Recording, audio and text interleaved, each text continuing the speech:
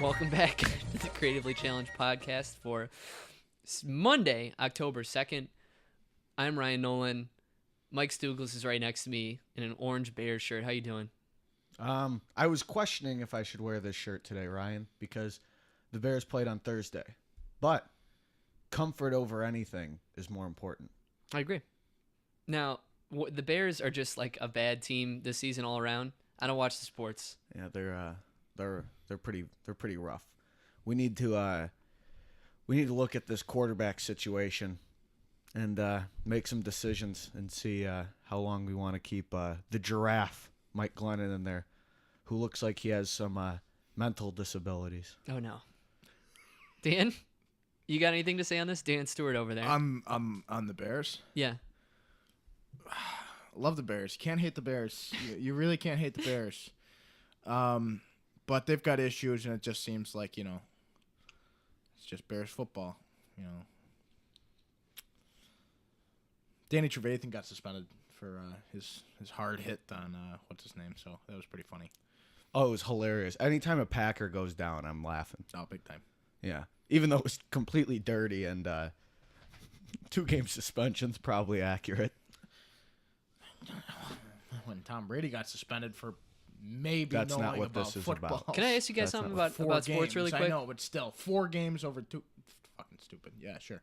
How many like seasons does an NFL player usually get? Depends on the position. Okay. Quarterbacks usually can play till they're mid to late 30s if they're good. Okay. A lineman, 10 to 12 years probably, and then Damn. skilled positions clock out at about 32, 32. Some of them play longer, but running backs, it's like you have a shelf life.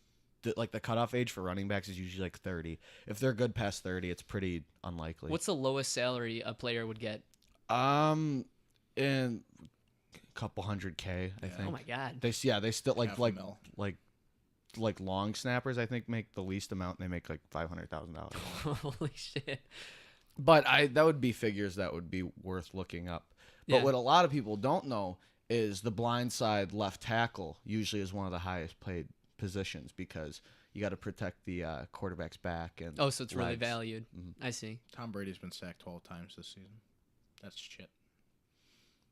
It was about left. Oh, so that pertains. His line's not the same as it has been this year, but they're playing the fucking Panthers in a close game, which is know. kind of funny. No, it's not.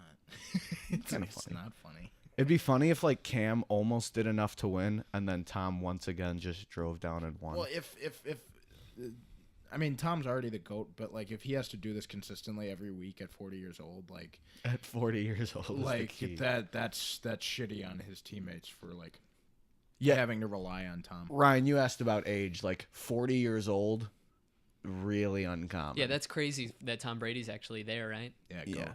And he's like one hit away from just being, at that age, it's anything. Yeah, because because he could really get injured Yeah. if something bad happened. Well, good for that guy for just still Yeah, sticking right? in here. Yeah. Oh my god. Well, for the uninitiated, this is the Creatively Challenged podcast where we talk entertainment news, review a movie each week, and discuss random topics that we bring to this $34 card table. You didn't introduce me yet. I did. No, you I said said that's Dan. Dan Yeah. Stewart Oh. over there. What do you got to say? You asked me what I had to say about the Bears. Yeah. Oh, well, how are you doing? Oh, Oh, yeah. How are you? how am I? Been better. Fucking, I'm all right. I've fed up with Twitter, Ryan, and I'm a huge Twitter guy. Mm-hmm. But they've recently are going. Well, they've planned it out. They gave some people the time to increase their character amount by double. So instead of 140, it's now 280. And I got chosen as this, but I don't like it. So Twitter, like they had the cap. You couldn't tweet anything over 140. Now they're doubling it. Brevity was something that I achieved. Brevity is something you have to be, you have to get to your point in 140 characters or else it's not going to work. But now they're just giving everybody the right to just be fucking stupid on Twitter. Let me ask you and a giving them question, though. Double. Being a journalist, wouldn't this help you? No. Why not? You can get more content in a tweet. I just that's the thing. Like it took skill to get down to 140 characters, and that's why Twitter wasn't for everybody.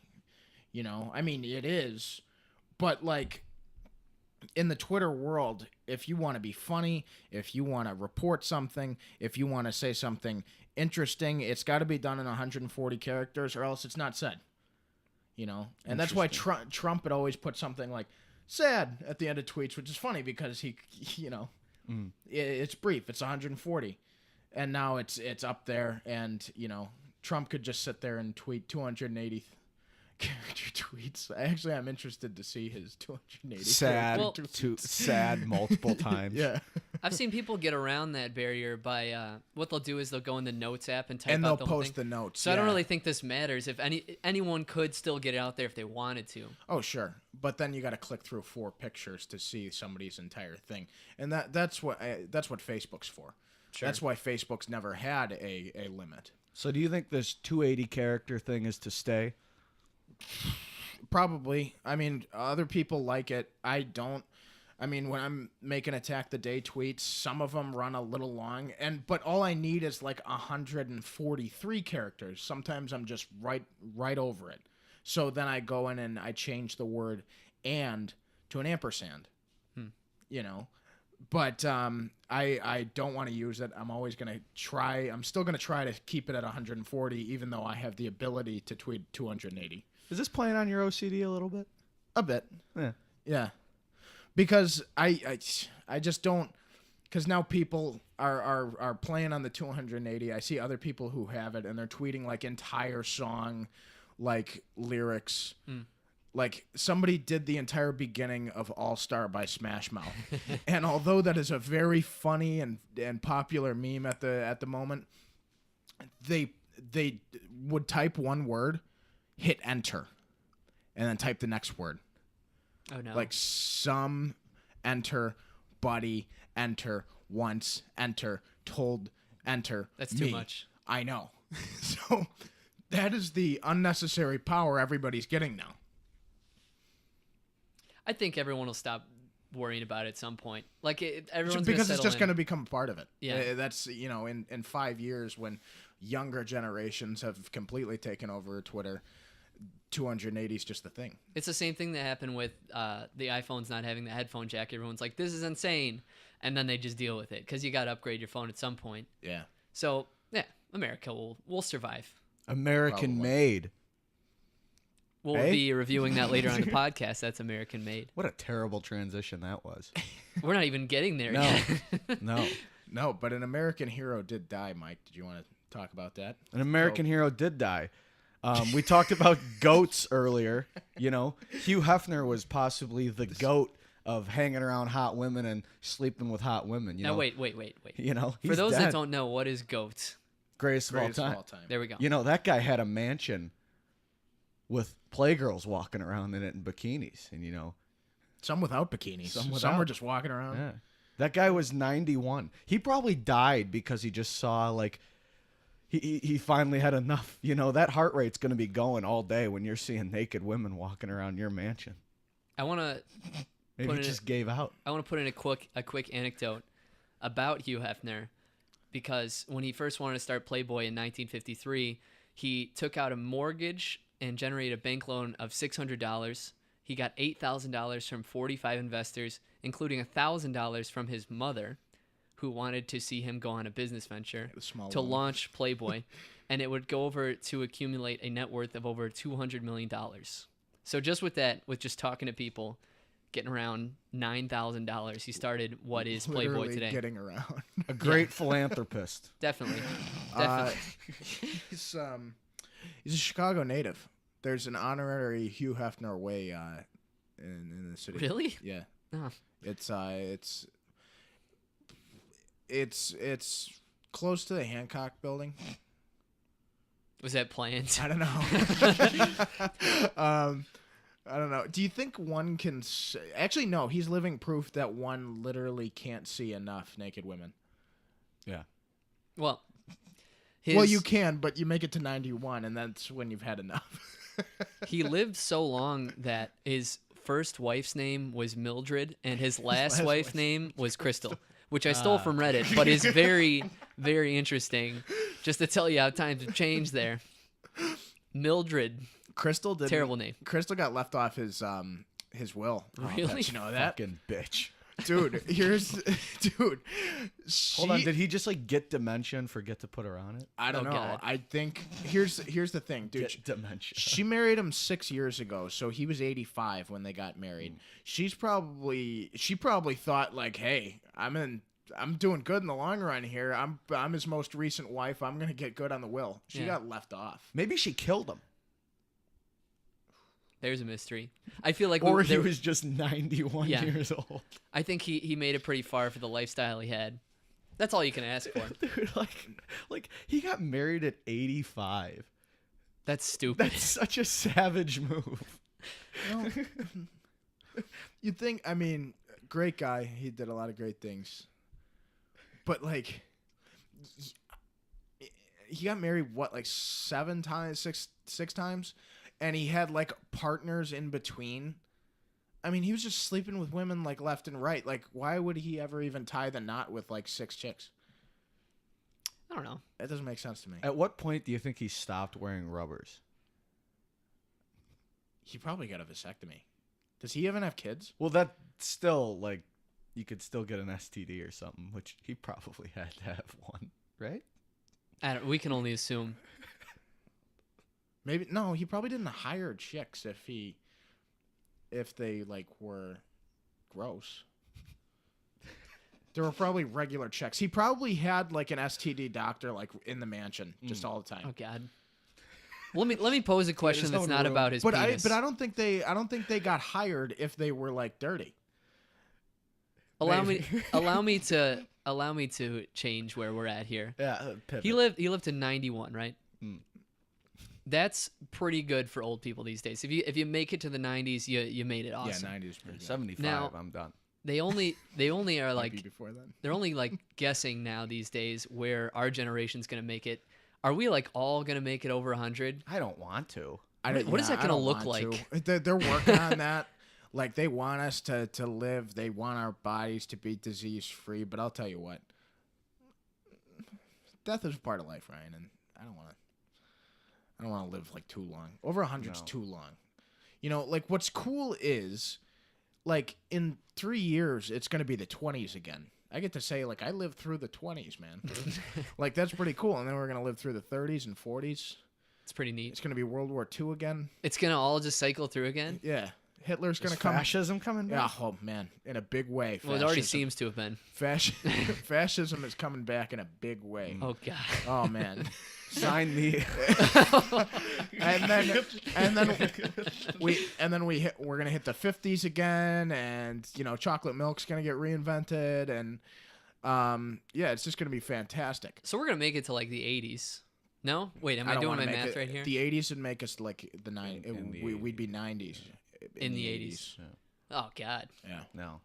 Well, So the 70s is kind of the ideal time when I want to die. I think 62 is my death year.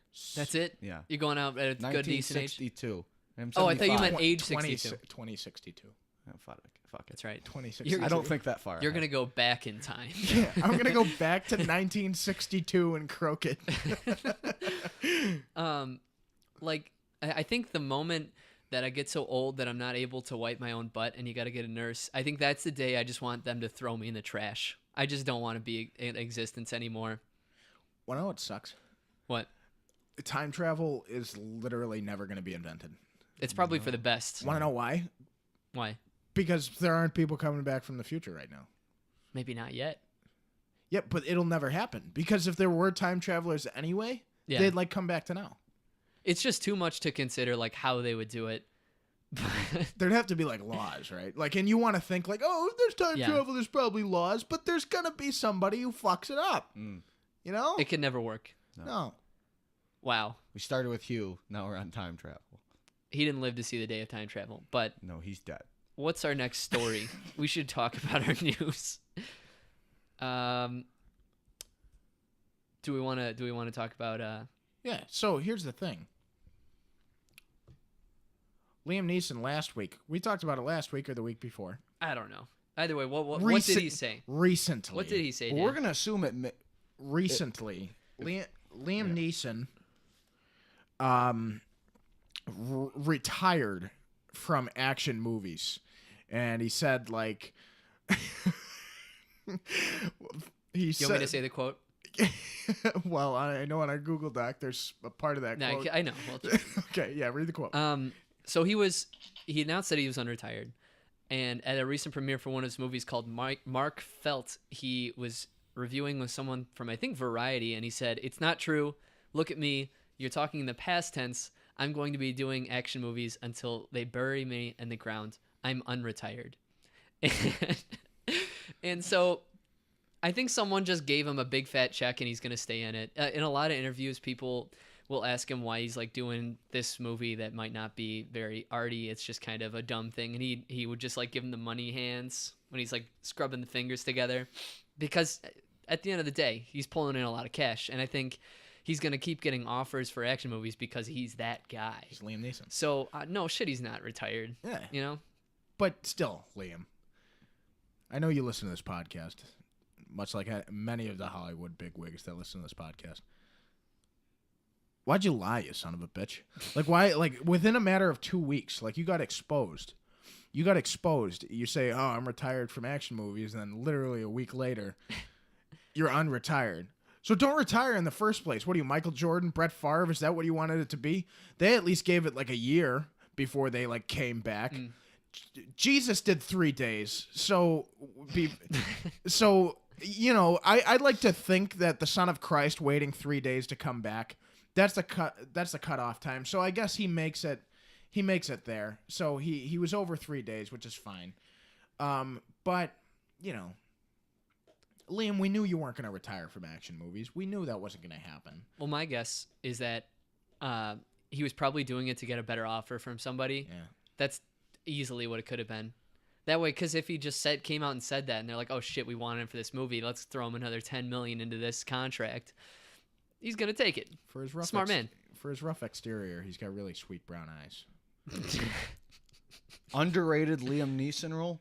What? Good Cop, Bad Cop, the Lego movie. I agree. Oh yeah, I agree. he was great in that. Yeah. Yeah.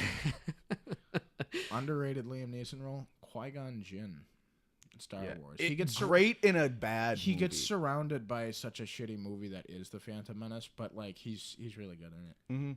You know, I was reading they took 56 days to film all that and 2 years to do all the effects afterward. Phantom Menace. Yeah, That 2 tells years. you they put way too much time into the Yeah. special effects, because that movie has it's like so watered down I in the hate- story. I Have you seen like hate that movie. behind the scenes like filming for that? Have I seen Isn't it? it just oh all yeah. green screen? Yeah, Blue. They built a little platform, so like the giant hole that. Spoiler alert. No spoiler alert. You've seen the movie. I would hope. So in the final battle with Darth Maul and like Qui-Gon, gets stabbed, and then Maul falls down the little hole.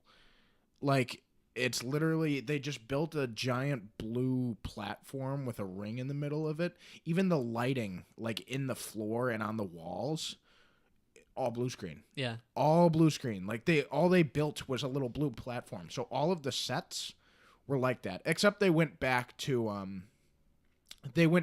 like whatever that fucking country is that they filmed Tatooine on. They went back for that. I don't know what that I was. will say that It might be like Jordan. end fight scene to Duel of the Fates makes me watch the entire shitty hour and a half before it. Yeah. I mean, that's one of the best lightsaber battles. I mean, it's awesome. Imagine being an actor and trying to conduct yourself professionally when the entire set and walls is blue. That's got to be really hard, and that's why people defend Natalie Portman in those prequels, because like she wasn't her best and she's fantastic. Do you see the Marvel sets? I mean, Oh, but yeah. they film at different locations, but they also are heavily. They have cool set Yeah. design, but they also just have a giant green screen. in The set back. pieces are sometimes they're practical and they're real, but a lot of times, yeah, you're right. The walls are just all blue or green. Well, it's like, yeah, they're not going to shoot in space. Yeah. You know. They don't have the budget for that. Do you hear No. Elon Musk wants to build a rocket on Earth that travels across the planet. You can make it anywhere on the planet in under half an hour, and then the same rocket technology can make us go to Mars, and like live there or something. Businessman. He's an idea man. Mm. You know, he wants to like reinvent gas stations or something like that. How do you reinvent them? I don't know. He came up with it like this morning. Like this idea of people being able to get food and coffee while they like wait for their like electric cars or something to be like charged or fueled up or whatever. I'm like, dude, that's literally a gas station. Like, that's literally what little mini marts are for at gas stations. So he's a huge idea man. He just starts Sure. spewing shit out and somebody's going to get it and do it. So, you know. Well, with a That's name like cool. Elon, you're not fucking around. What's your next story? So, Denis Villeneuve, Dennis Villanova. Charlie Villanueva, Yeah. Denis Villeneuve, who is an acclaimed director who has done movies such as Sicario, Prisoners, Arrival. He's doing the upcoming Blade Runner 2049.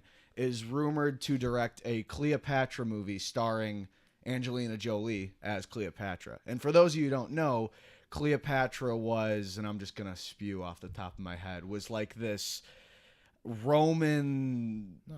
Yeah, she was Roman. Yeah. Egyptian. Egyptian. She's Egyptian. No, she moved to Egypt with Mark Antony. That's what happened. Mike would know. Yeah. He's a She history was, guy. yeah, no, she rose through the ranks from being like a military ruler and stuff, and she killed brothers and whatnot, and just to you know, rise to power, and then She killed. So she was racist. She killed brothers. yeah,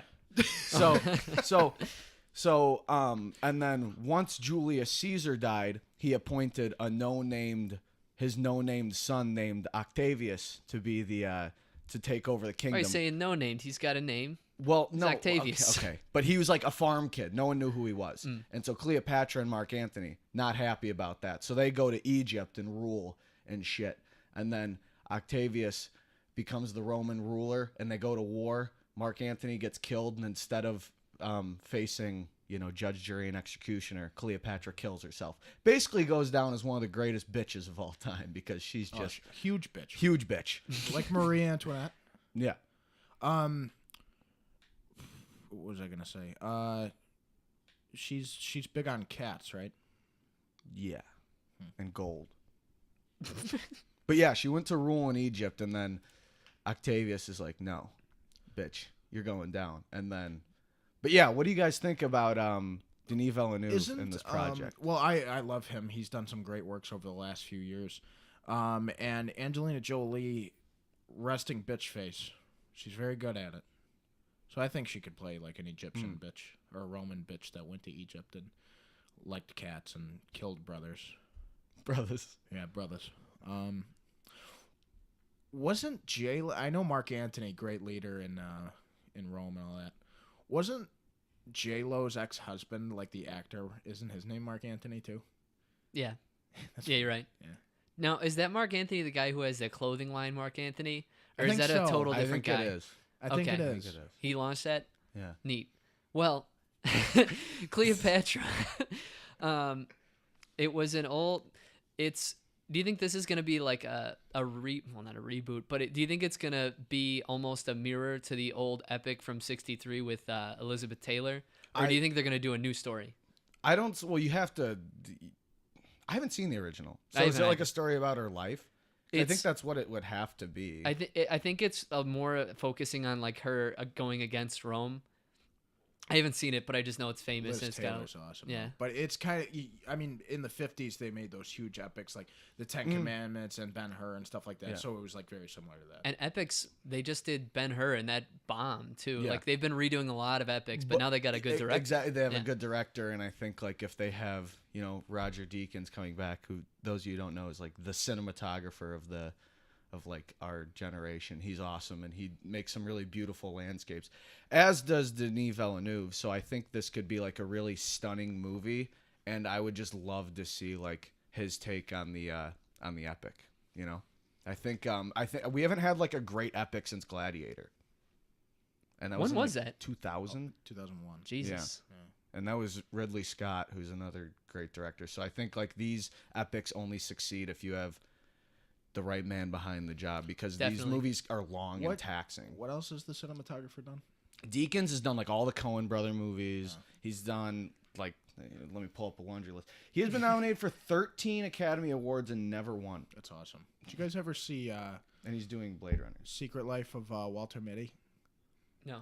That's one of the most beautiful movies I've ever seen. Is that Roger Deakins? No. Oh. But the guy who did cinematography for Walter Mitty did the cinematography for Life of Pi, Now, which is also a beautiful looking movie. for people that don't know, can one of you guys describe what the difference between a director and a cinematographer is? Well, the director handles like what's on set, all the pieces, the actors, how the camera's placed. The cinematographer is the man that actually mans the camera and captures the landscapes and whatnot. They often play off each Yeah. other. Yeah. Sometimes a lot of people don't know the difference or like what each is. I would argue the cinematographer is just as important as the director. Absolutely. Yeah. Here, let me name off a few that Deakins has done: Shawshank Redemption, Fargo, Big Lebowski, Oh Brother Where Art Thou, No Country for Old Men, True Grit, like I said, Skyfall, Prisoners, Sicario. Yeah, Big Guys laundry on it. list. guys Yeah. on it. But What is a laundry list? I would. Oh yeah, that's kind of a weird. It should be like grocery list because you Right. don't have a list of the laundry you need. You just got know. a basket full of laundry. know. I was just using what Mike said. I know, but let's Google that. What is that? What's a laundry list? Mike, you on it? I'm not. It's probably something like our parents know. Like, you don't know what a laundry list is? It's like, no, I don't. Back in my day, we had laundry lists. A long or exhaustive list of people or things. That's it? That's the definition. That's on the Google. History behind it or something? Laundry list history. We're doing this right now. I'm right? exiting. Yeah, we. I'll- It sounds cool. It should be good because it's got a good guy on it. Like any movie, you need a great director for it to be a good movie. What if Brad Pitt played Mark Antony? And it's funny because they get a divorce. Are they gonna have 13 kids? Yeah. Oh, you That'd be want to know fun. what it is? Okay. So, at like a laundromat or like a prison, when, people would like put their list in like public machines and there'd be a lot of different laundry machines, the list was to mark down everybody who's using the machines, anybody or what's in which like machine, and it was to make sure everything got back to the same place. And usually Oh. these would be very long lists because there'd be a lot of machines in a laundromat and a prison. So how That's cool.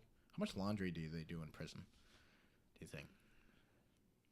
Probably a buttload. That's good. That's a good one. I'll take a stab at answering that. Oh.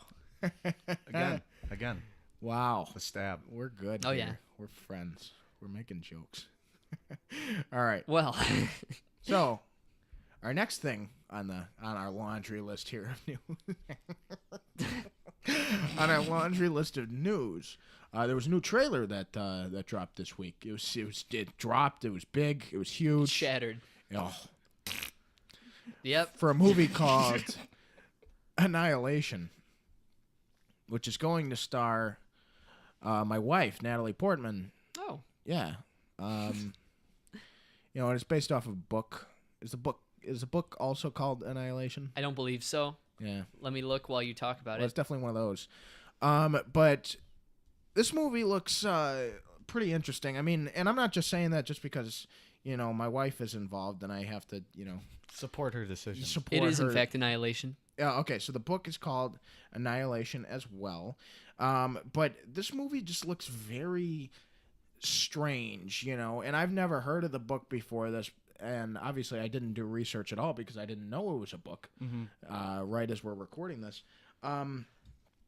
But it just looks like a very pretty science fiction-y, mystery, wonderful fest with Natalie Portman and Oscar Isaac. Oscar Isaac, Star Wars. Wong, I Isn't think. Jennifer Jason Leigh is in it Yeah. too? So we got a pretty good cast here. The trailer looks very dark and mysterious. There aren't there isn't that much to give away. And we were having this conversation before we jumped on mics. It's like the trailer did a pretty good job of keeping this mystery about it, but we hope that future trailers don't give too much away. Although it's a book, so you can read the fucking book and figure out what happens anyway. Yeah. So it's from the writer-director of Ex Machina, which it's a great sci-fi. And like, is it me, or is like the past like 5 to 7 years, is the sci-fi kind of like coming back a little bit? I feel like that and the Western are kind of like, they went away for a little bit and now they're coming back. What would be coming back to you? It's like there's just more movies being made that are like original, I feel like, and tackling new themes, and they're just putting out, because a lot of the famous science fiction movies are from, like, I would argue the 70s and 80s. And I feel like in the past few years we've kind of just seen a new wave of really good sci-fi movies. Like I said, Ex Machina was really good. Arrival last year was fantastic. Christopher Nolan's always doing sci-fis. I feel like in the past like decade they've kind of like come back and featured new ground, and this kind of seems like to be another one of those, because they're mixing special effects with story, which is what they used to do in like the 70s and 80s. I'd agree that Westerns are definitely coming back, but I think we've had great sci-fi sprinkled throughout. I'd personally argue that. Okay. But where are we going with this? So like Star Wars, the prequels came out in like the early 2000s, and around then, I mean, I think of like Minority Report. I was just gonna say that. And other sci-fi films like that. Contact. But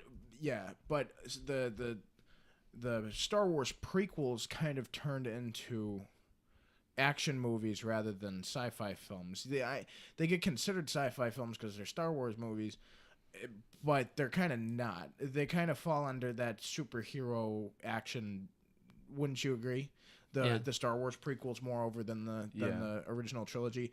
But I agree with you there that sci-fi more than Western has been sprinkled throughout. Mm-hmm. But as of late, both Star Trek and Star Wars being rebooted to kind of go back to what they used to be. And then we've got Ex Machina, and now we've got Annihilation, and there are probably plenty of others. What I was going to say is this also reminded me of Avatar with the visuals. Yeah. That's what I was trying to say. Well, and Interstellar. Yeah. And, you know, there are so many as of late. So it's kind of making a comeback to where more people want to do them. Sure. And the Western as well. I mean, Edge of Tomorrow. Yeah. So it is coming back to where more people want to attempt it and get back to that, like, you know, 50s, 60s big sci-fi, you know, era. And I like, you know. Mike, you might be, I think you're right in sci-fi being coming back in terms of they're talking about these sci-fi concepts, but they're asking questions that are still applicable today. They're really making you think, especially with Arrival, which was fantastic. But they're becoming a little bit more thoughtful, though I'm not totally like even Minority Report, which is such a great movie, is very action based. It explores a really interesting sci-fi world, and you wonder if we could ever get to a point like that. But I'm really off the rails with where I'm going. That's okay. But Westerns, I'm really excited to see coming back. That's all I'm saying. And with the sci-fi Western, how I kind of spliced them together, not even knowing. Westworld's a sci-fi Western. Oh my God. To put that into context, I only just watched Westworld's first season for the first time, and we finished it last night, and goddamn, that's such a great fucking show. I mean, I'm not like, oh, why didn't I watch it the first time? I have an excuse to why I didn't watch it the first time. I remember when the first episode came on, I fell asleep that night. I had a long week prior to, and I was about to have a long week ahead, and I fell asleep on Sunday night with the lights off in the room and the TV going.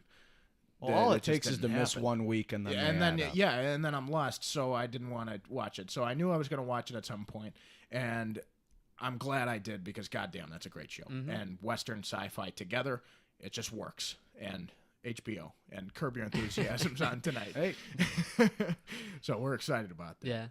I've said it a million times. I might have even already said it on this show, but I really think that Westworld is going to be the next Game of Thrones. Like in terms of popularity. in terms of everybody watching it. Yeah. Completely agree. Yeah, because like Game of Thrones really wasn't gaining traction as like the thing to see until maybe the second season, I'd argue. I'd say 2 to 3. And now that Game of Thrones is coming to an end, we're approaching the second season of Westworld in the spring. That might be the next thing, maybe. And if it does, then we'll definitely see more of a rise in Westerns being more prevalent, especially with how Game of Thrones getting a budget. Yes, and I think really Game of Thrones has made the majority of people a little bit more interested in fantasy, and it's more acceptable to enjoy fantasy, even though we've even had like Lord of the Rings in the past decade. But this is more catered to a bigger audience because it's on TV. Yes, You know, so, but yeah, again off the rails. But Westworld, great show.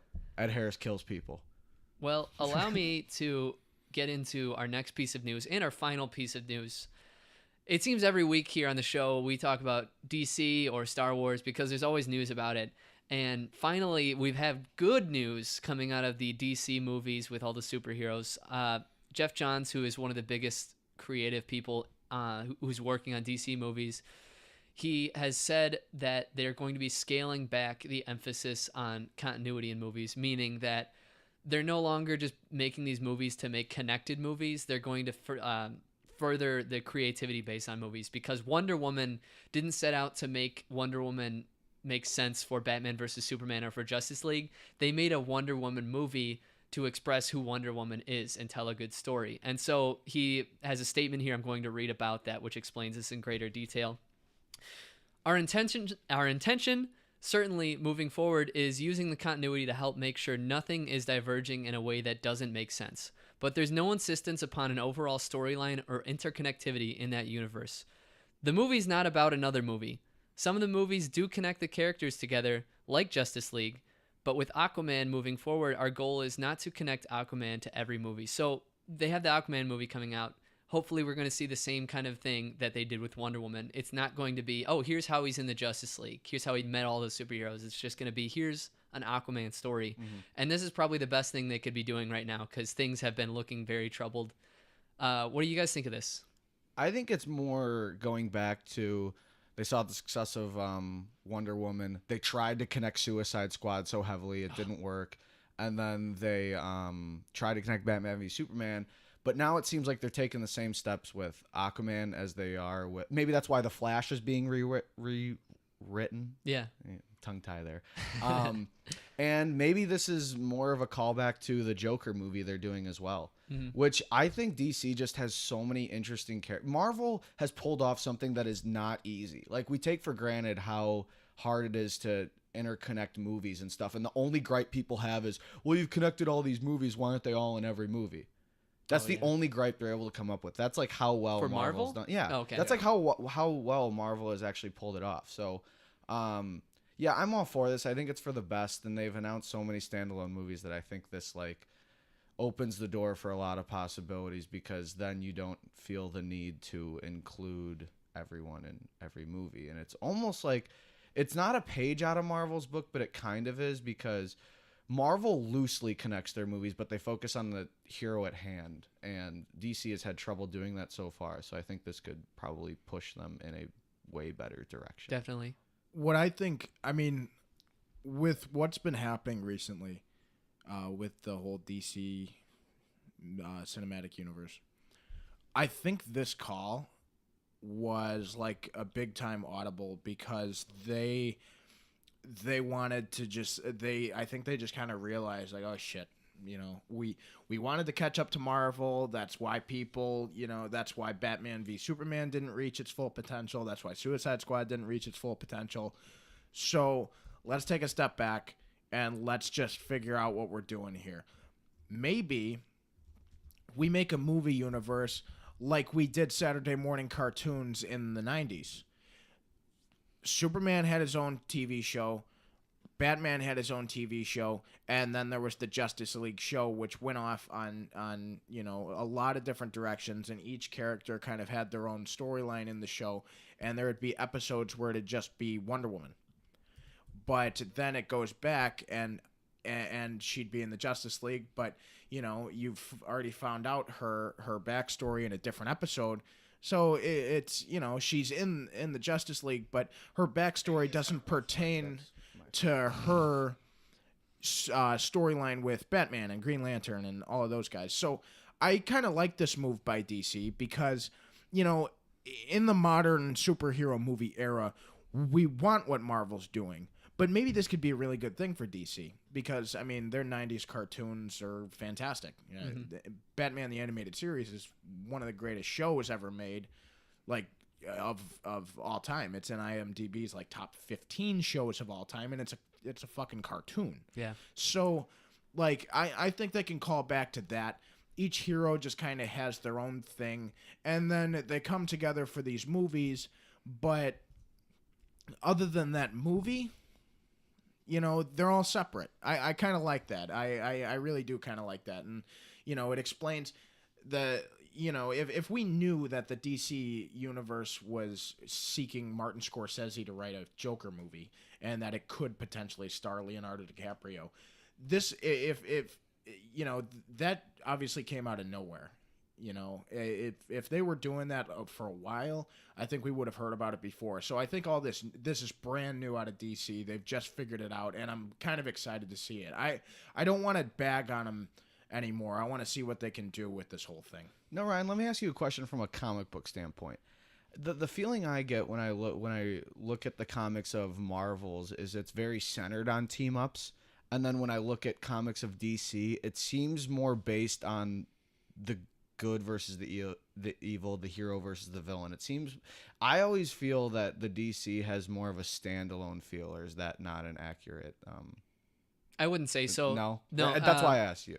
There's always team up books, and there's always usually events going on where they do have team up things, and then usually the smaller books that have the writers that I usually write. I usually read the standalone ones because a lot of times they have better teams on them. Like there's a really good series that just wrapped up on just one of the Inhumans, and it was just about him, and it was just gritty, and it had a great writer and a great artist. Oh yeah, I'm just talking about how Marvel does it too. Yeah, okay. Usually it's all about who's writing it and who's doing the art for it. Just like how a movie needs a great director to do it, it's not about the hero that's in it, it's about the team behind it.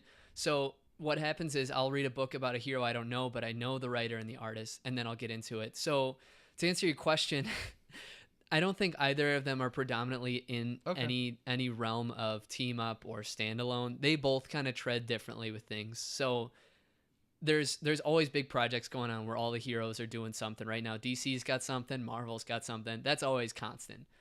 And a lot of times they do that because they get the big sales, and then they're able to do the smaller passion projects that usually are the better books. And I think we talk about DC so much because we want the movies to be great, because you see flashes of like what the tone could be, and it's just like we want it to be so good because it can be like Wonder Woman and even expanded upon. And I just feel like if they just took this is the right approach. There's decades of source material to inspire them, and they just need to take the right steps. So they've tried to start running with this. They've fallen. They've picked themselves up, and hopefully we're gonna get there. Yeah, I kind of like too that, like, even the Marvel movies, even in the standalone films now, they're never by themselves anymore. So in the upcoming Thor Ragnarok, like, Hulk is going to be like a central character in it, and there are going to be like other heroes in it as well. I kind of like the idea of like, in Wonder Woman there was nobody else in there except for her. Like, it's like Steve Trevor, but he's not a hero. Well, he's a soldier. Yeah, it's like different. Bruce Wayne's signature made an appearance, but Bruce wasn't in the movie. So like I kind of like how, like, and there's all this stuff going around about Ben Affleck leaving. I kind of like him as Justice League Batman, and them really going forward with this Batman Beyond thing. And, like, Batman Beyond coexists as Ben Affleck's Batman. Like, that'd be awesome. They could do it now with how they're saying they're going to handle it. So that'd be awesome. Yeah. The only problem they might run into not problem, because Star Wars has kind of handled it well, is you have to explicitly in your marketing say, like, this isn't connected to this. You know, some people watch the Rogue One trailer and they're like, is this connected to Force Awakens? People they were don't just know. like, another Death Yeah. Star. It's like, no, that's the Death Star. Like, that is the original Death Star. That's the one. Well, So, Mike, I've got a question for you. You said that Chris Pine's character, Steve Trevor, in Wonder Woman is not a hero. No, he is, but I'm saying, like, in terms of a superhero. Are you saying that members of the armed forces are not heroes, Yeah, Mike? that's exactly what I'm Are saying. you disparaging those that have laid down their you lives take for a our knee country? during the national anthem. Every time. Every time. I'm just busting your balls. And with that, we saw a movie this week. Did. We saw American Made, directed by Doug Liman. A pilot lands work for the CIA and as a drug dealer in... What? I just thought of like another movie that's very similar to like The Help, where like she's like a maid, but she just so happens to be American, so she's an American maid. In another world. May I do my intro now? Yeah. A pilot lands work for the CIA and as a drug runner in the South during the 1980s. Well, that doesn't read very well. That was on IMDb. That was horrible. This movie follows a true story on Barry Seal, who's a guy who got involved with the CIA, and he also simultaneously got involved with the likes of Pablo Escobar running drugs from Central America to the U.S. And it follows this crazy story of Tom Cruise playing Barry Seal, and it's nuts because the whole thing's a true story and none of it would be believable. You wouldn't even think it was a true story if they didn't say it in the beginning outright. But, as I said, it stars Tom Cruise, Domhnall Gleeson, and Sarah Wright. This movie is something we're going to talk about. Mike, what's your positives? Or do we start with negative? We start with We positives. start with positives. Every week on this show, I learn how we do Start it. with positives. Yeah. The positives is it's like another Wolf of Wall Street. I'll get into how it separates later, but it's like that level of fun. It knew what kind of tone it wanted to be. It had like this kind of really fast paced, and it felt almost like cowboy-esque with how Tom Cruise's character played out. He kind of just was like always charismatic in whatever scene he was in, and he was always like calm, cool, and collected. So I think Cruise, honestly, it was one of his better. It's not an action movie, so he actually got to divulge into a character, and I thought it was one of his better performances in quite some time. Actually, I thought he was fantastic, and you know, it was just a lot of fun. It was unexpectedly really funny. I find myself laughing a lot of the movie, and yeah, I really think he just carried this movie, and it told a story that I didn't know, which is another thing. You know, I liked how the plot was very cohesive, and it could have come across as somewhat convoluted with how much was going on. In an hour and 55, I thought Doug Liman held it together really well. And for a guy who's usually an action director, who's done like The Bourne Identity, Edge of Tomorrow, he handled a biopic pretty well, I thought. Yeah. For the most part. Now, you mentioned that you laughed during the movie. You also laughed at an elderly man in the movie. You remember that, Mike? You He wasn't in the movie. He was walking to his seat. It was in the theater, I should have said. Well, you know, he had to be Hugh Hefner age, and he This had his guy cane. was on the cusp of death. Now, Like, can I you didn't just- laugh dude. at him. I just turned to you and said, "Look at the speed." no, death was he was sitting like with death in the theater. I saw like the sickle. oh I my saw god, the sickle. yeah. can- And so that's the thing. Like he got up in the middle of the movie to like go take a piss, and he had a walker and he had a breathing machine. Like I was just like, wow. He came back like 30 minutes later. I know. I'm like, did he leave the movie or did he fall in the bathroom? But what did you say to me when we saw him walking by? Look at the speed. And then when the movie ended, I said, "You think he'll beat us out of the theater?" That's rude. I didn't hear you say any of these things. It was I very just had funny. the same thought process as you. I didn't actually vocalize. I didn't fucking insult him. I just said he was look at It the was just speed. it was just funny. I didn't say it did. I'm just I saying. didn't say he was an ugly fuck or he's gonna die. I just said he was look at the speed. Now, let's get back on track here, Dan. What are your positives for this movie? Is it Doug Liman or Lyman? Lyman. Lyman. Lima Bean. Doug Limonbean is pretty good. This is a pretty good job as a director.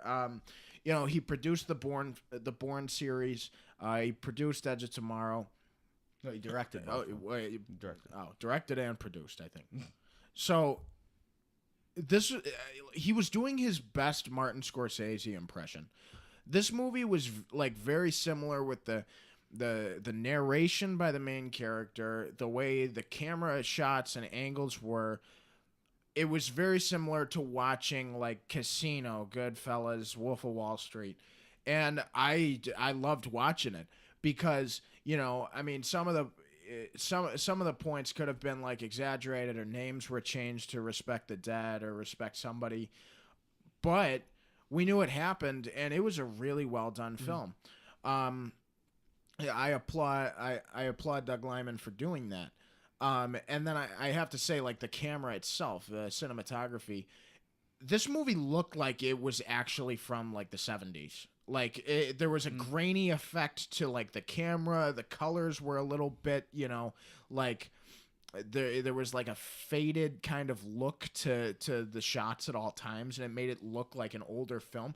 And then the opening to the film, like the Universal logo was like the old Universal logo, and like each production company's like logo was like their old logo, and that was really cool. Like this movie like drew me in. I felt like I was in the 70s and 80s with this movie. It was just very well done, and that was on part of like the cinematography and the directing, making you believe that you were in the 70s. And Mike already commented on Tom Cruise. He did a great job. I even thought like, his supporting cast, like you really believe that these people were like, this guy was a piece of shit, and I can know because his actor's doing a really good job of playing a piece of shit. It was really well done. And Ryan, I'll kick it to you for your positives. One of my favorite things about this movie was that because we were following the crazy life of, or at least a snapshot of Barry Seal's life, we learned a lot about the time that he was operating in. He came into contact with a lot of interesting events and people of the late 70s and early 80s. We follow him from Jimmy Carter's presidency to Reagan, and we come in contact with like Pablo Escobar, and we learn about how the government got involved with like the Iran-Contra scandal. These are things that, for the most part, our generation really doesn't know the inner workings of. And so it was really cool that I came out of that movie actually kind of learning something. And this movie almost got into a sort of documentary-esque style following him. And that was really interesting from what I thought coming out of the movie. And just overall, Tom Cruise, as always, carries a movie. I don't think I would have liked The Mummy as... I didn't like The Mummy, but Tom Cruise really kept me in the theater. I went alone. I could have left at any point, but Tom Cruise kept me in there because he's very charismatic on camera, and he's really cool in this movie because he's doing pretty much terrible things, and as it goes on, he just doesn't really question it. He just sees the bag of cash, and you're all in for the ride. Yeah, great time. Well, that's the other thing too that was like Scorsese-esque is. It glorified crime. Yeah. Like you wanted to be like Tom Cruise, but he was a drug peddler. Like he wasn't doing good things, and this was all the secret. The government was like, trying to hide all this stuff. Like Ronnie Reagan was bringing in like contramen into the country to train them with weapons to go and fight like other people. That was crazy. I didn't even know. I didn't even know that, man. That was nuts. That was awesome. I actually learned about history like watching this movie. It was pretty cool. Yeah. At no point did it stop and take a beat to make you kind of think about how horrible it was. Just as how Barry Seal, I always say Seal, Barry Seal was kind of just in a rush and moving on to the next thing. We were kind of following it too. It never takes a second to really make you think about the morality of everything. And not that it's always in motion. That's not really a bad thing in this case, but it was a good time. Yeah. Any negatives? I have one big one that I really, like I said, was entertained throughout, and it had the Wolf of Wall Street, Goodfellas, Scorsese vibe to it of glamorizing crime. But in all those movies, they succeed because Scorsese's able to incorporate a certain amount of of heart and character development, and I didn't like get much. Like those are like firm biopics. You flesh out the character's strengths and weaknesses. I don't feel like we got that in this movie. I feel like we just saw Barry Seal doing what he had to for his family, and it didn't. I personally didn't see it painting many negatives. I don't think we got to see enough sides of him. Sure. And that's the one. I just don't think it had the same heart and character development of, or maybe that's so because we focus so much on him, we don't get to know enough people around him and how they affect him. That could be that's it, what actually. that's what I was going to talk about, because I think they did a good job at developing him. You know, we saw why he didn't really want to be a pilot anymore, and he wanted to kind of do something fun. And then as soon as that first opportunity was presented to him, he took it, and he had to lie to his family at first, but then he came around and his family started living the lifestyle. But I'll get into more of what I think about that if you're. Well, yeah, I was just saying. Now that I'm thinking about it, it was more so how the people interacted around him, and we don't get to see a lot of the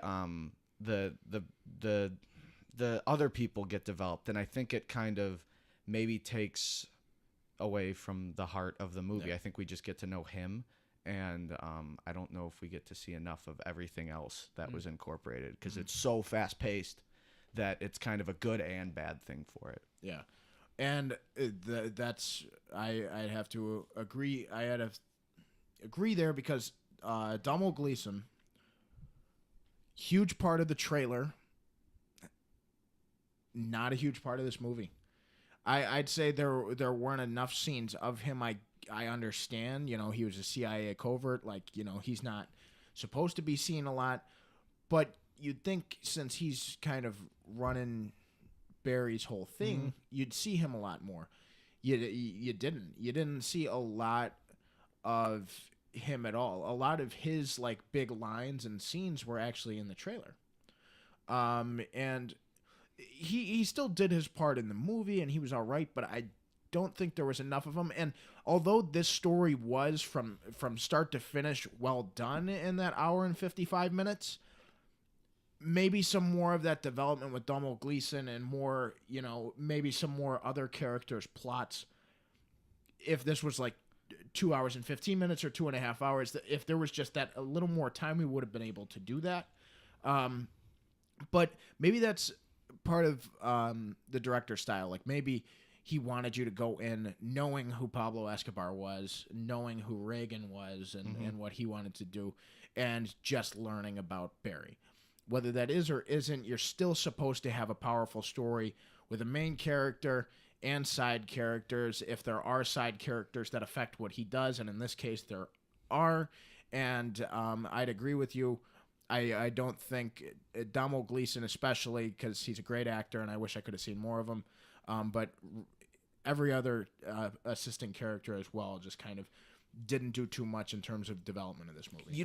They don't much flesh out their relationship, and maybe that's intentional. Like you said, I don't know. I really don't know. I don't. But So- it's like every scene Gleason's in, he's in a different mood. Sometimes he's really happy with Barry, and sometimes he's pissed off, and they don't give like much of an insight to why he's upset. Of more or less, he's just suspicious. So I think they could have touched on their relationship maybe a little more, because it was really important. He was the guy he worked for. Yeah. So, Ryan? Well, as I mentioned in the positives, it was cool that they explained the situations to us of what's happening in the political landscape. But the problem was that having to explain that took a lot of the time away that we could have used on the characters, like Dan's saying. But if they were going to explain how everything worked in the world at that point and also develop the characters, this would have been 3 hours. Yeah.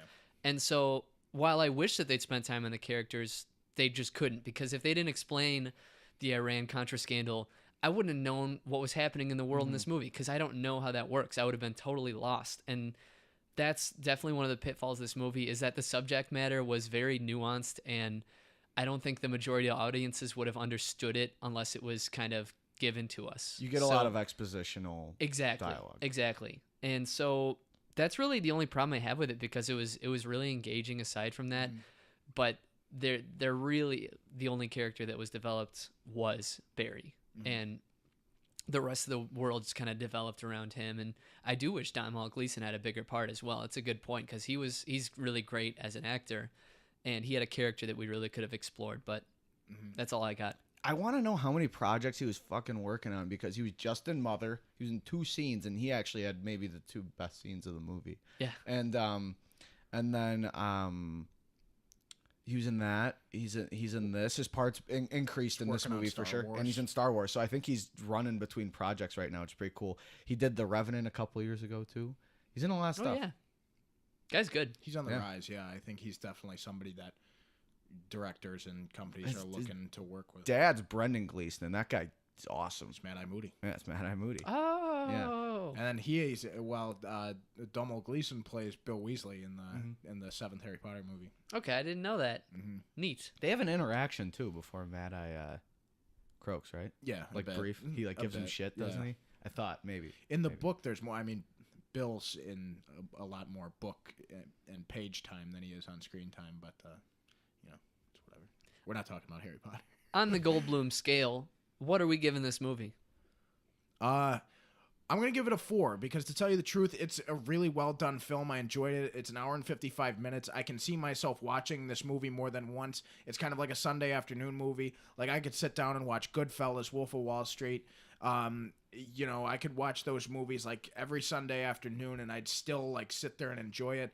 This movie's like that. I could watch it over and over again. It's really well done, and despite the lack of supporting character development, it's still a really good movie, so I'm giving it a 4. I was resting at a firm 3.5, but now that I'm talking about it, actually, you know what? No, I'm giving it a 3.5. 3.5. I was like in the middle, but I'm gonna sit at a 3.5. Very rewatchable too. That's such a huge factor with movies too. Yeah. Because like we reviewed Mother in our Lost episode, and that's something I think it could benefit from rewatchability in terms of how dense it was, but I don't know if I'd ever go back. Yeah, I want to rewatch this movie, even though I recognize some of its flaws. Yeah, so I'm also giving it a 3.5. Goldblum's. It was a good time. Would I rewatch it? Probably. Yeah, it was fun. Tom Cruise is always a good watch, and so that's rounding us out at 3.7. 3.7? So 3.7. So we're approaching that Independence Day enjoyment, and I'd say so. It's Top Gun enjoyment. Yeah, it's a very enjoyable movie, and we recommend you seeing it. Definitely. And Tom Cruise flies planes, so that's always a reason to get out to the theaters. Could this movie have used more Goldblum? If where would you put Jeff Goldblum in this movie? Pablo Escobar. No. He's Domhnall Gleeson's boss, who when Gleeson always walks in and he's just like giving him shit. You know what? That would have been funny because, Scorsese, if Doug Liman would have done that Scorsese always has like a huge cameo that has like a scene or two. Oh yeah. And if Jeff Goldblum was like the CIA boss, that would have been funny. That would have been really funny. Speaking of Scorsese, I was reading, and I don't know how firm this is, but it's rumored that with The Irishman, which Scorsese's currently working on, actually they just started production on it. It's rumored that DiCaprio might have 2 or 3 scenes playing Robert Kennedy. Ooh. But it's not like heavily rumored. I just saw it somewhere, and I'm like, that'd be so cool because they work together, and that would be really cool. But Leo doesn't look anything like Bobby Kennedy, but goddamn, he'd probably be the best He'd probably be a better Bob Kennedy than Bob Kennedy was. Well, we give American Made a 3.7. You guys want to move on to our main topic? Let's do it. All right. Our main topic today is inspired by the fact that Tom Cruise handles a lot of money in American Made. And so I wanted to talk about what you guys would do if you won the lottery. Let's assume in this scenario that the winnings from, let's say, this Powerball is $120 million. After taxes, you get $100 million. What do you do with this? What's your process upon knowing that you have the winning numbers? Because that's also a lot to consider. Who do you tell? Do you tell anyone? Okay. So, I would, we're talking, I win it today. Yeah. So what I would do is drop out of this semester I would come back, but I drop out of this semester. Immediately go tell my parents. You guys would probably know because I live with you, but I would maybe not extend it outside of that until I got home, got it together with my folks, got a lawyer, and then once kind of the dust settled on that, I'd be casual with my friends. But once I had my financials secured up, I'd tell my close friends, and then still try to keep a lid on it, and then go and finish up college, and then move and buy a couple apartments, maybe in like one in like Colorado, one in like maybe one on like each coast or something like that, and then buy a piece of land in like Wisconsin or something, not too far from Illinois, but I could live in Wisconsin, and then finish up college. Well, actually, no, I do the land thing after college, and then I'd kind of just fuck off the rest of my life. Would you ever work again? Not even as like a janitor? No, I'd have my funds, but I'd also have a degree, but I would just be a fucking maybe I'd like get into like investing or something, or do something fun, or like keep myself busy, but I really like I wouldn't want to have to work. I mean I realize that can get old, but I could also have the amount of money to where I'm like, just my friends live at my house too, and we all just party all the time. Okay, you said like, you guys probably will know because you live with me. Like, yeah, we would. Yeah, because we'd all be sitting on the couch, or we'd be in our separate rooms, like doing homework or something like we'd that. Find out. And Mike's watching the Powerball, and he goes, "Holy fuck!" All three of us would do it. We'd be like, "Yeah, it's probably just won the lottery." I'd be like, "Guys, I'll see you later." Yeah, and I'm driving home, and so yeah, that would kind of be it. And then after that, I just live off that money, and that's $100 million is so much money. It's so much. What's the hours of holding? Like, how long do you get before you can like go and turn it in? And who do you turn it in to? The gas station or like the bank or the government? Like, who do you go to? See, I've never won the lottery, so I don't know. I don't know how this process works. I'm interested in seeing how this works. Maybe I should try and win the lottery to see what it's like. Spend some money. Yeah. Liquidate all of your assets. I'm almost more interested in what are the immediate steps after you win the lottery. Like, well, that's for you to decide here. What's your process? Ooh, okay. Oh shit. Yeah, that's what we're talking about. Yeah. Oh my god. Oh, okay. So, well, first I'd be like, who do I give this to? I won. What's going on? Like, who do I give this? Go to the gas station. Who do I give this ticket to? Right? Like, do you guys know? Who do you give the ticket to? What happens? I believe on the back of the ticket there's information on that, but like you have to write stuff on the back of it, and then you would have to go to the claiming thing for it, which you have to physically show up for to get it, the big old check and whatever, which I don't know if they actually do you think they give that big to you. Check? Yeah, they always do. And when I see like the winnings on the news, they give the person the big old check. I don't know if that's actually the one you give to the bank, but that's would you do? And now does the bank have a big check department? Probably. And there's a bigger bank for the big checks they have to go into, and they all have huge chairs. Yeah. But would you? And here's another thing, guys. When you win the lottery, you can get an annual payment, or you can get the lump sum. And when you get the annual payment, you get your winnings annually. Mm-hmm. And overall, as time goes on, you get more money than if you took the lump sum. The lump sum is a little bit less than if you took it in annually, but you get way more all at once. I'd take the lump sum, go to Vegas, and put it all in black. All of it. I lose, and I'm like, fuck. Now I still live like a normal life. Well, you were nowhere where Like, you could have kept half. you were in the same place. You were in the same place you were 2 days ago. I would go down as the biggest moron of all time. Yeah, you would. Even if you had 50 million, you could still live good. Yeah, like seriously, you could live a rock and roll lifestyle. And I mean, I and your got kids- business with it, but like, I would fucking travel, and like I said, I'd support my closest friends, extended family. No. Only the ones I like. Yeah. Only See, the ones I like. that's the thing. Okay, so Like, you guys wouldn't have to work. That'd be awful nice. thank you. So I after I figure out the whole big check department and everything like that, and I get the money, I might do annually. You know, I love the feeling on payday. Payday is the best day ever because you're just like, holy shit. You know, like I'm a little bit richer than I was yesterday, which is cool. So like on payday, if you're getting like $100 million, or you're getting a fraction of that a year, like that's still so much money you're getting on payday. Mm-hmm. So that's a great feeling. But like with that, you know, I want to stay in school. I do want to stay in school, but afterwards, you know, like I'd pay for school straight up. That's what I do. I just go in and I'd pay for school with my debit card. You know how awesome that'd feel? Like just going up like to the financial office and just being like, I'm just gonna pay off my entire 4 years of college, and they're just like, all right, that'd be that'd be like $100,000 or however much it is, and I just be like, yeah, it's gonna all go on that card. Does your chip reader work? It does. The chip on my card does. I hope their chip reader doesn't work. That's what I'm saying. Yeah. It's like, oh, you got to swipe it. You go, okay. All right. It'd be like, really? You guys haven't adopted the chip reader. Everybody else has. And they're like, well, typically we don't have people making $100,000 payments on our machines here. And I'd just be like, okay. Would you like cash back?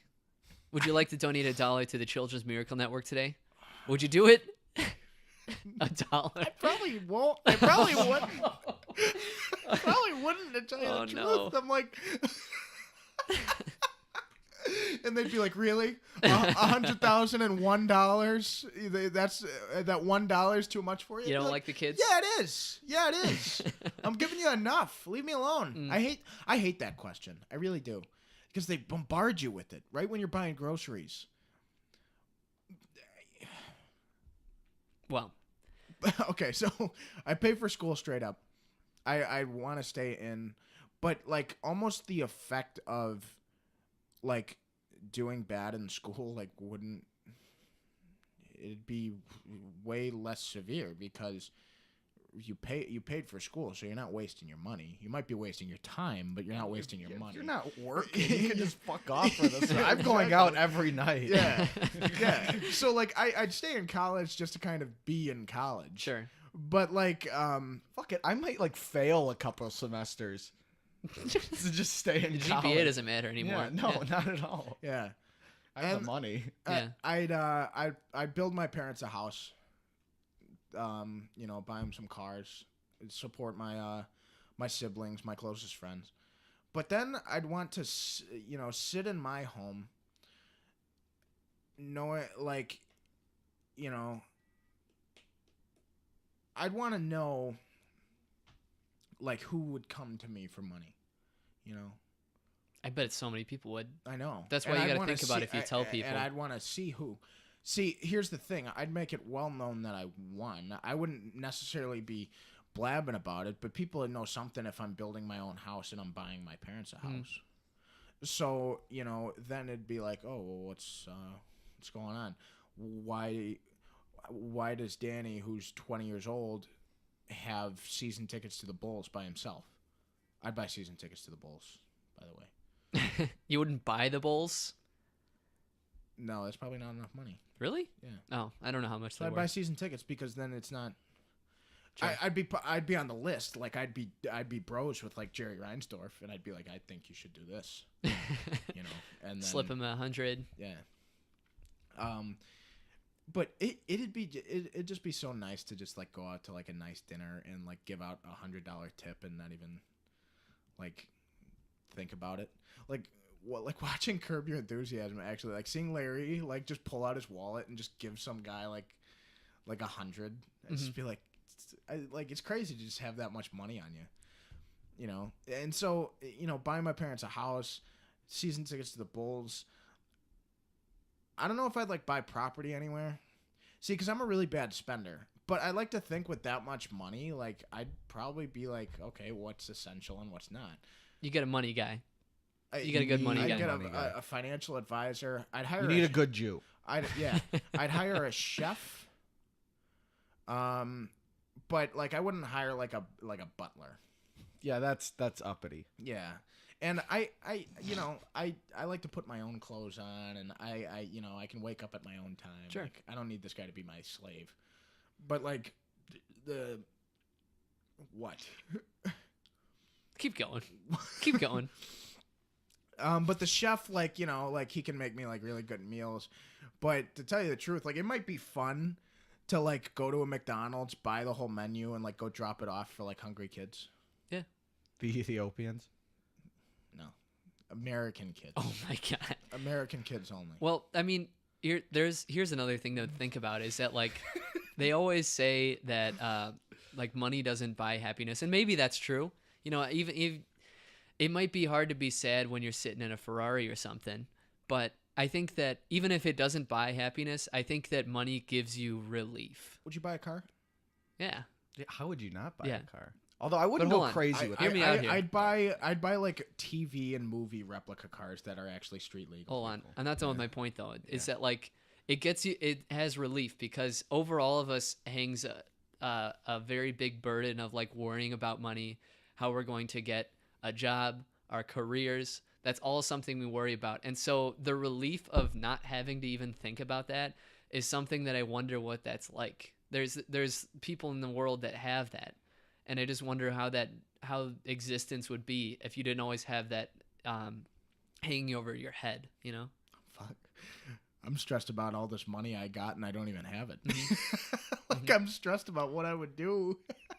Like who I would support with all this money and I don't even have it. Like I didn't win the lottery. Yeah. Well, I bring this all up today because I've always been fascinated with this Reddit thread that happened a few years ago about this. And there's some really good numbers on here that I wanted to indulge you guys with.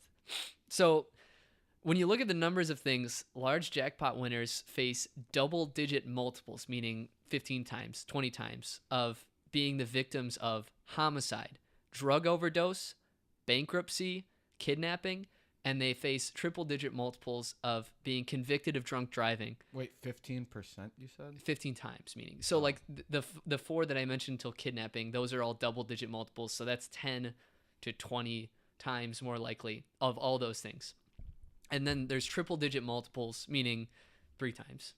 You are 3 times more likely to be convicted of drunk driving, being a victim of homicide, which is historically at the hands of a family member off of cases that it's been talked about, which is actually 120 times more likely, according to these numbers.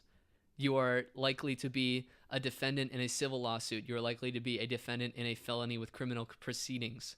All these things, your life is going to be catapulted into a new lifestyle. And if people know that you have this money, have you ever thought about like how they're going to react if they want some? That's what I'm saying. I think I would, I'd kind of move off to be on my own and with my like friends and family, but off the, like even so, like I'm not gonna have room for fucking everybody. So like not everyone's gonna have like know where I live. Like how many people right now know that I even like go to Mizzou? A handful of kids from fucking high school even care. So like I would keep it to how I am now. So I think my personality is kind of catered to it anyway. Sure.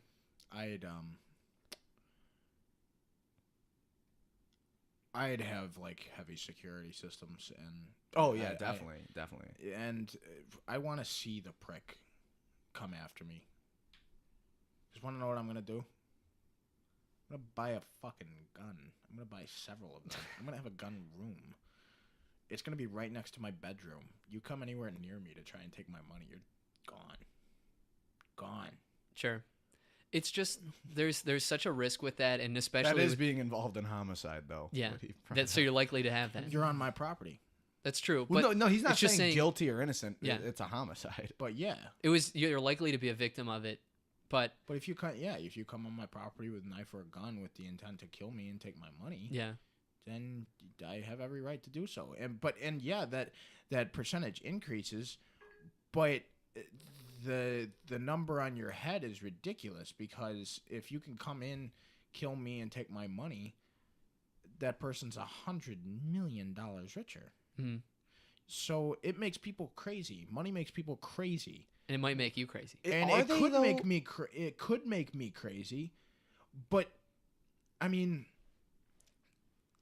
I'd like to how often does that happen? I feel like money makes people who don't have it crazy, I think. Because, like, I think if the three of us got $100 million, like, we haven't gotten to your point yet, but it might be similar to ours, to where we take care of who we want to take care, people who have taken care of us. I do it to my closest friends and my family. Sure. You know, and it's not like I'm if a family member or a friend, you know, wanted money, I wouldn't say no. But if you're somebody who I had like a high school or a college class with, and you need a loan to go invest or anything like that, I'm not going to give it to you. And if that's motive for that person to kill me, they're definitely the shittiest person. It's like, dude, I don't know you. I'm not giving you my money. So, like, yeah, that increases, but I'm not crazy for wanting to kill that guy because he wants to kill me, and we don't even know each other. So that's like a guilt-free. That's like a guilt-free. That's a guilt-free murder. I just try to justify murder. You can't justify murder, but in some cases, like, you know, somebody's trying to kill you. You gotta, you know, do what's necessary.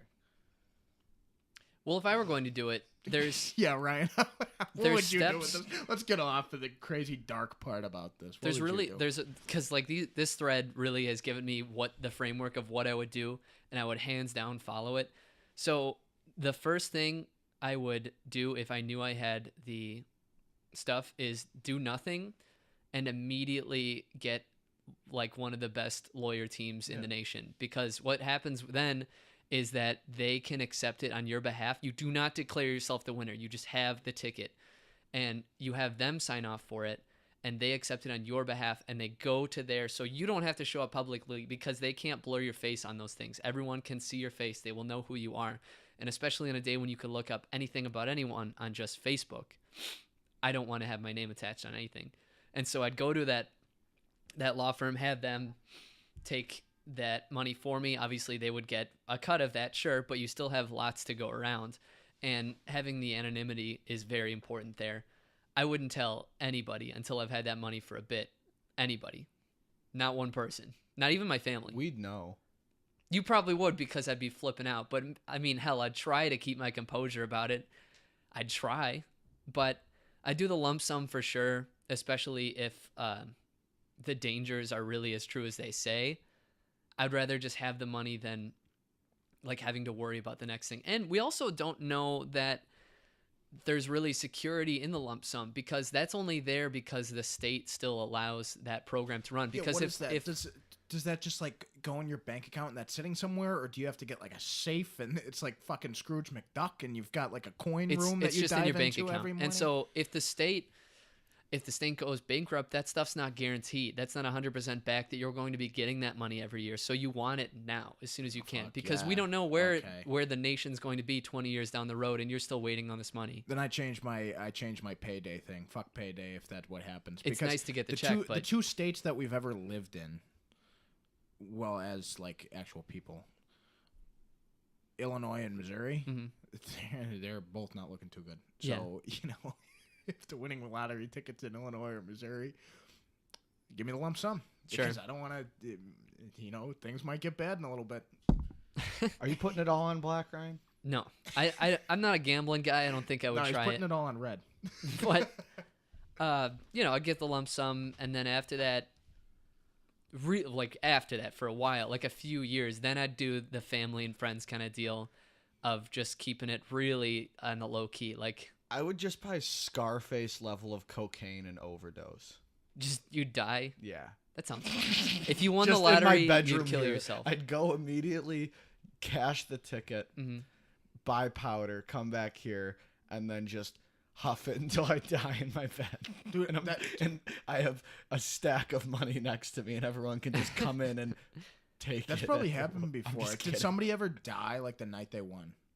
I'm sure there's countless examples that I didn't read on here about how people just got totally fucked, and they're really interesting Probably stories. drunk or high or something. And Yeah, then no, it's all nuts. Somebody takes Well, the he ticket. even said or- drunk driving and all that goes up. I mean, it's like it definitely makes your life less safe. Yeah. Yeah. 100%.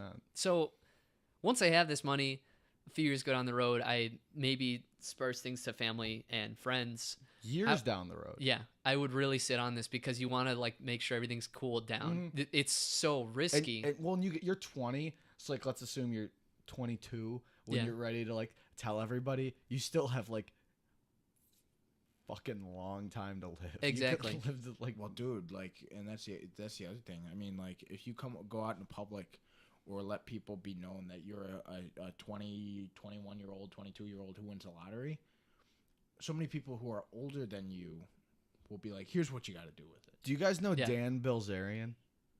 No. He's like the famous guy who like won a ton of money gambling. And like look him up on Instagram. This guy's life is just Oh, is he the guy that partying. Clint shows all the time? Yes. The guy with the chick? Yes. Like, oh, this guy just posts on his Instagram just like pictures and videos of chicks' asses because like he's just on a yacht or in a pool with chicks. He's like a winning gambler and he has like hundreds of $1 million and all he does is just party and stuff, and he has like he has so many followers because his life is just madness. That's insane. And like he lives it like the way you're not supposed to, but like he's gonna I think he makes more money Probably being on Instagram. like yeah, like he like has his own company now and stuff. Hold on, let's find out here. Dan Bilzerian, he has 22.7 million followers. Jesus. And even that, like, people get paid for doing Instagram stuff. Oh my God. Well, He bought this. He bought is an insane. armored military truck. well, listen. As I was saying, how I would spend my money. I mean, yeah, treat yourself to a nice house, travel. I haven't really thought that far ahead in terms of like, oh, I'd get this car or buy this house here. But I'd probably, because you might get bored at some point. I mean, well, unless you're partying like that guy with ice cream and yachts and boobs. Yeah. But I think I'd want to, like, on the side, just to keep myself busy, I'd be like a janitor at a public school. I love cleaning. You would have There's no a guy who incentive did to go that. into work. I would have no incentive. Yeah. Yeah, no, I just have a good time. Like 3 days a week, clock in, clock out. There's a guy who did that. He won the lottery and he kept his job as janitor. I shit you not. I watched a TV show about him. Yeah, you wouldn't give a shit. And he still Well, lives in a small house. Really, what he does is he'll occasionally just do yard work, and if he's not feeling it, he'll pay somebody else to do it. I also Swear to God, that's what I he does also with his if I lottery happen winning. to have a friend or something that's like wanting to open like a local business or something, I'd maybe give them some investing cash and just take a kickback too. Like why not? Yeah, you no, know. it's There's so many opportunities. But- the only risky thing I just think is letting anyone know that you have that money because, Man, like, yeah, That's the thing, man. Like, old friends who you're not friends with anymore, old girlfriends, man. I don't want to deal with that. Or, like, just anybody. Anybody you've ever had a conversation with. I'd wants also to- destroy my phone. Wants to. That's a good idea. Or just get a few burner phones. But like, if anybody you've ever had a conversation with, all of a sudden wants to be your friend, or wants to be Yeah. back in your life, like that's that's gonna happen. crazy. Well, just think about it, Dan. You win. Mike wants that money. I want some of that money. Everyone does. Like it's everyone's instantly wanting to get a part of that, wanting to be It's in your life. greed. It's human Yeah. nature. We're all gonna do it, and that's why you can't fucking tell anybody. You lawyer up. You don't even claim it. They get it. Take it easy. Take it patiently, because you're gonna get it. You ante up, you put it all on black. Yeah, and then you die in a mountain of cocaine. Yeah. That's how it's happening. But that'd be just nuts. And I'm sure that guy lives in a state that none of us will ever know. Of just no worries. Everything is just for pleasure. He just lives that lifestyle, and not everyone gets that. And so it's interesting to put yourself in that perspective. Well, can you imagine being that guy that has like a private jet and you like meet a girl at a bar and you're like Mark Cuban did this when he became like a billionaire. He was at a bar once and he'd meet a girl or something and he'd be like, "Hey, you want to have dinner in New York?" She's like, "Yeah, we should go one time." He's like, "No, like do you want to have dinner in New York?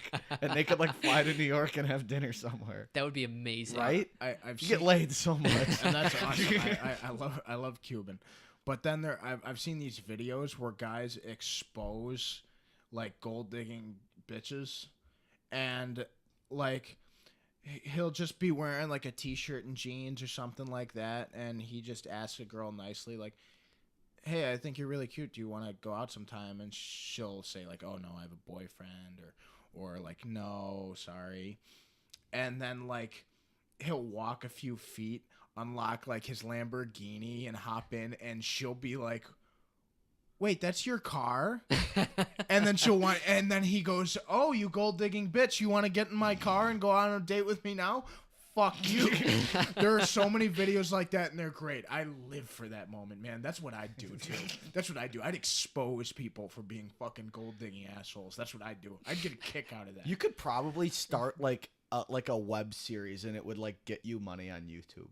If that was like all you did, you went state to state. That's and what see Dov Mac Nerd News could turn into. Yeah. I'd buy some apartment complexes to have some passive income insurance. Dude, we could have had an entire episode just on this. Yeah. Oh, dude, there's a lot to talk about. I'd give all my money to Bertie Madoff, and That's a trustworthy guy. yeah, and I'll see what he does with it. I'll sign this contract saying if he loses some money, I can't get the rest of my money back from him. I'd get a dog, and then like Sam Rockwell would steal the dog and hold it for ransom, and we'd get into a little thing about like if I'm gonna pay him or not. Yeah, Seven Psychopaths. Yeah, but that's a great movie. Yeah. Ooh, I'd go silent for a few years. I'd go over to like Tibet, and I'd become Batman. and I'd train to embrace my fear and use it as a weapon against others, and then I'd come back and take control back of my company, but go out at night and embrace fear upon those who deserve it. And I dress as a bat.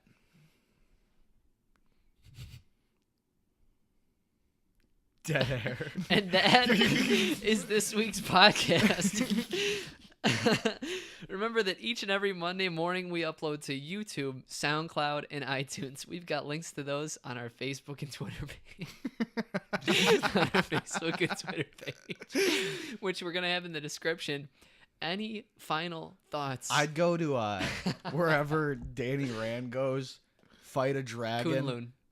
Kun Lao, or it's Kunlun. And then I'd embrace my chi, and I'd be a better actor than Finn Jones, and I'd fight the Hand, and then come back and be like making bad jokes and try to take my company back. Then get outacted by Charlie Cox and Mike Coulter and Christian Ritter, and I'd be the worst part of the Defenders. I'd be. I'm trying to close here. I'd be a drunken billionaire who sells weapons in the Middle East, and then I get shrapnel in my chest and create a new element that keeps me alive. And I'd build suits of iron, and I'd protect the little people with the weapons I once sold, and I'd reveal my superhero self, and I'd be like one of the few superheroes that do that.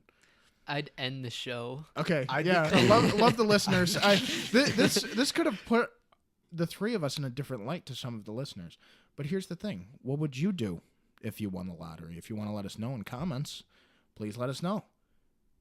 And if you're offended that I didn't mention your name specifically, go fuck yourself. All right, but still tell us what you do. Yeah, get involved. I forgot to say that. Thanks for saying that. Please comment on Facebook, YouTube, SoundCloud, iTunes, whatever. Just say something. We want people. All right, love the listeners. Come back next week. What are we seeing next week? Blade Runner. Oh, yeah. All right, see you next week. Love you guys. And as always, thank you for listening. What if God was one of us? Just a slob like one of us.